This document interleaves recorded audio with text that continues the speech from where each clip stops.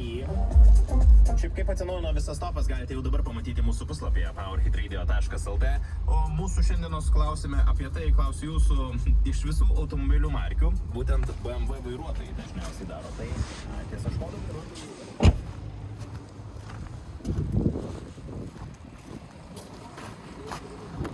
Bet visi labai pro šalį.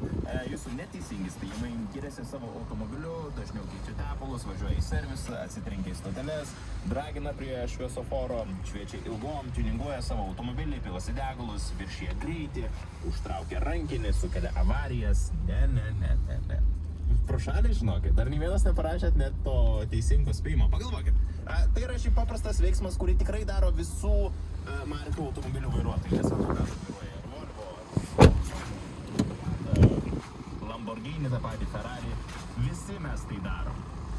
Bet tik statistika sako, kad būtent BMW vairuotojai dažniausiai daro tai, o Škodų vairuotojai rečiausiai daro tai. Visai neužilgo lauksiu ir skambučių į studiją.